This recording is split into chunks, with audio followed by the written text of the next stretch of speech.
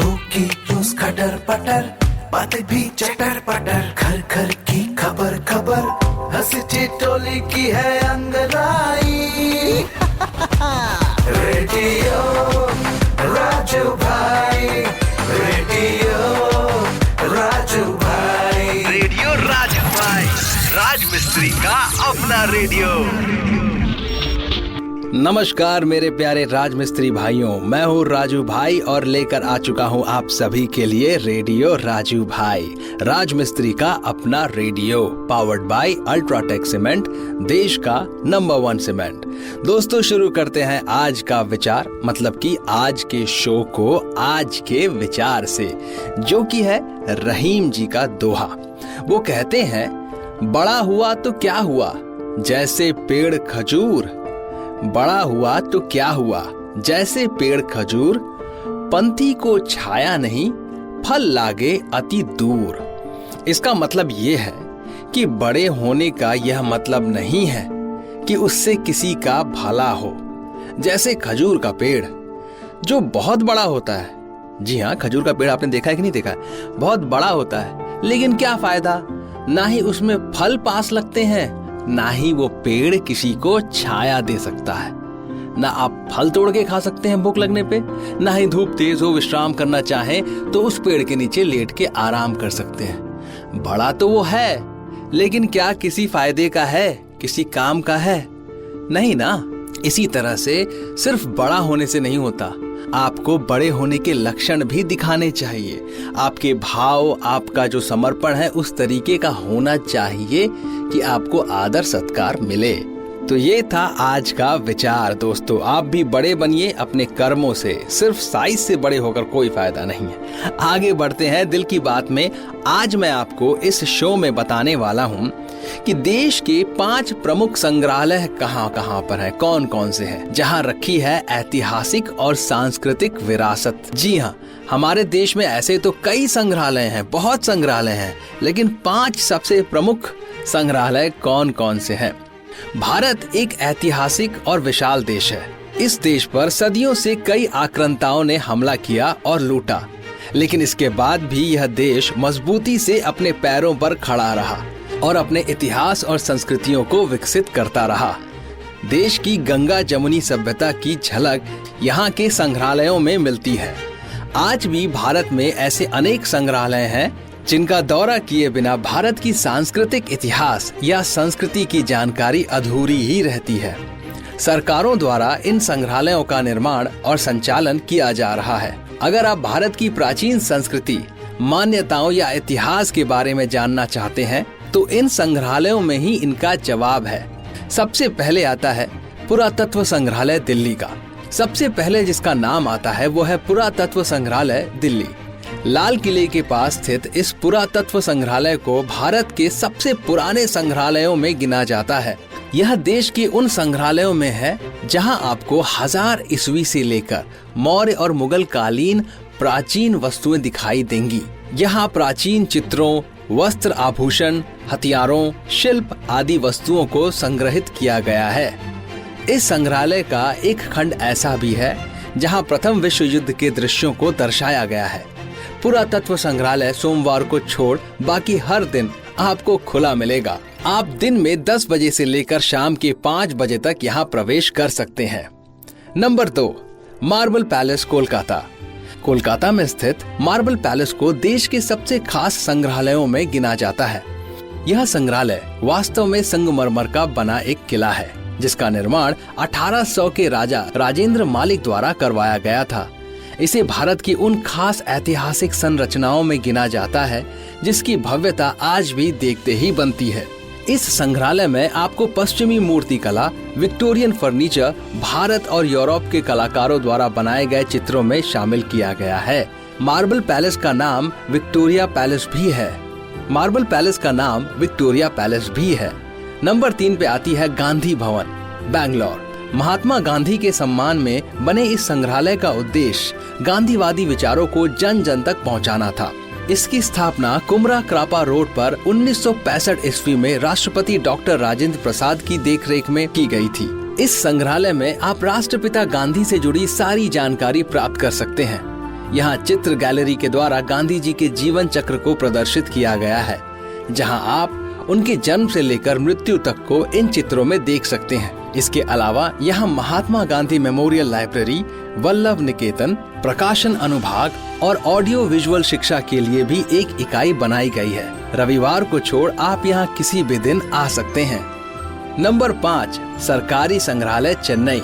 यह संग्रहालय चेन्नई के एग्मोर में स्थित एक बहुउद्देशीय संग्रहालय है। इसके परिसर में 6 इमारतें हैं, जिनमें 46 गैलरियां बनी हुई हैं। संग्रहालय में प्राचीन वस्तुओं को काफी अच्छे से संभाल कर रखा गया है, जहां आप प्राचीन दक्षिण भारतीय काल की बौद्ध मूर्तियों से लेकर 16वीं शताब्दी के विजयनगर की महत्वपूर्ण वस्तुओं को देख सकते हैं। इसके अलावा आप यहाँ उन विशेष कमरों को भी देख सकते हैं जो हिंदू, बौद्ध और जैन धर्म को समर्पित है। साथ ही यहाँ आपको national art gallery, contemporary art gallery और बच्चों के लिए एक संग्रहालय मौजूद है। इस सरकारी संग्रहालय में पुरातत्व, प्राणी शास्त्र, वनस्पति विज्ञान, भूविज्ञान, मानव विज्ञान और न्यूमिस्मैटिक्स से संबंधित विभिन्न विभाग भी बनाए गए हैं। वैसे दोस्तों, आपको बता दूं, न्यूमिस्मैटिक्स का मतलब होता है सिक्कों और रुपयों को कलेक्ट करना। पुराने सिक्के, पुराने जो बहुत पुराने सिक्के थे, उन सबको जो लोग कलेक्ट करते हैं उनको न्यूमिस्मैटिक बोलते हैं और इस प्रतिक्रिया को न्यूमिस्मैटिक्स बोलते हैं। नंबर 5, शायद मैंने गलती से आपको नंबर 5 इससे पहले वाला संग्रहालय बोला था, वो नंबर 4 था, नंबर 5 अब है। नंबर 5 है महाराजा रणजीत सिंह संग्रहालय। अमृतसर, पंजाब के अमृतसर में स्थित महाराजा रणजीत सिंह संग्रहालय में आपको 18वीं शताब्दी के चित्र, हथियार, पांडुलिपि और सिक्के देखने को मिल जाएंगे। इस शहर में 3 और आर्ट गैलरी मौजूद है, जिनमें से एक स्वर्ण मंदिर से संबंधित है और दूसरी जलियांवाला बाग और तीसरी शहर के प्रसिद्ध कलाकार ठाकर सिंह के नाम पर बनी है। मूल्यवान पुरातन वस्तुओं और कला से संबंधित वस्तुओं को देखने के लिए यहाँ सैलानियों का आना जाना लगा रहता है। औपचारिक रूप से यह संग्रहालय 27 नवंबर 1977 में स्थापित किया गया था। तो दोस्तों, ये थे 5 ऐसे संग्रहालय भारत के जो विशेष रूप से आपको एक बार तो देखने चाहिए, क्योंकि इनमें है बहुत सारी खासियत और इन सारे संग्रहालयों में हमारी सांस्कृतिक विरासत जो है वो रखी हुई है। तो अपनी सांस्कृतिक विरासत को समझने के लिए, जानने के लिए आपको कम से कम एक बार कोई 1 या 2 संग्रहालय भी आप देख लेंगे तो आपको बहुत ज्यादा आभास हो जाएगा और आपको इस बात की जानकारी हो जाएगी कि हमारी विरासत कैसी थी। दोस्तों, आगे बढ़ते हैं। अब मैं आपको सुनाने वाला हूँ एक कहानी, लेकिन उससे पहले आपको याद दिला दूं मेरे राजमिस्त्री भाइयों कि केवल अल्ट्राटेक सीमेंट का ही इस्तेमाल करें, क्योंकि बढ़िया काम तो बढ़िया नाम। आज की कहानी का नाम है अभी खुश रहें। एक दिन तेनालीराम और उसके मित्र झूले पर लेटे हुए थे और हल्की हल्की हवा चल रही थी और दोनों आनंद ले रहे थे। यह एक खूबसूरत दिन था और दोनों व्यक्ति मन ही मन मुस्कुरा रहे थे। अपने मित्र को देखकर तेनालीराम ने पूछा कि उसके मुस्कुराने का कारण क्या है। उसके मित्र ने उत्तर देते हुए कहा कि वह उस दिन के बारे में सोच रहा है जब वो वास्तव में खुश होगा। वह कब खुश होगा? तेनालीराम ने पूछा। उसके मित्र ने उसे समझाया कि उसे वास्तव में तब खुशी होगी जब उसके पास समुद्र के किनारे एक घर होगा, जिसमें एक आरामदायक घोड़ा गाड़ी, बहुत सारी मुद्राएं, एक सुंदर पत्नी और 4 बेटे होंगे जो शिक्षित होंगे और बहुत सारा पैसा कमाएंगे। तेनालीराम ने कहा कि अच्छा, फिर उसके बाद आप क्या करेंगे जनाब? तेनालीराम के दोस्त ने जवाब दिया कि उसके बाद वो आराम से समुद्र के किनारे लेट जाएगा और ठंडी ठंडी हवा का आनंद लेगा। तेनालीराम यह सुनकर बहुत तेज तेज हंसने लगे और बोले, वो तो तुम अब भी कर ही रहे हो, तुम्हारी सारी मेहनत फिजूल हो गई। यह सुनकर तेनाली का दोस्त भी हंसने लगा और उसकी समझ में आ गया कि इस पल में खुश रहना ज्यादा जरूरी है और भविष्य की चिंता में समय नहीं गंवाना चाहिए। तो दोस्तों, इस कहानी से हमें क्या सीख मिली? इस कहानी से हमें ये सीख मिली कि वर्तमान में खुश रहना सीखना चाहिए। देखिए, जो भी परिस्थिति है, जैसे भी आप अभी हैं, इस पल आपका खुश रहना आपके हाथों में है। कल क्या होगा, कैसे होगा, वो आप नहीं जानते, मगर इस वक्त का पल आपका अपना है। आप इस पल खुश रह सकते हैं। तो बस हमेशा खुश रहने की कोशिश कीजिए दोस्तों। मैं सुनाने वाला हूं आपको एक रोचक तथ्य, उसके बाद मैं लूंगा आप सभी से इजाजत। दोस्तों, हमारे देश यानी कि भारत में ऐसे ऐसे राजा और महाराजा रह चुके हैं जिनकी अजीबोगरीब आदतें थी, बहुत अनोखे अनोखे उनकी आदतें थी। तो आज मैं आपको कुछ ऐसे ही राजाओं महाराजाओं के बारे में बताऊंगा। आज का रोचक तथ्य है हमारे ऐसे ही एक महाराजा जगजीत सिंह के बारे में। महाराजा जगजीत सिंह कपूरथला के महाराज थे।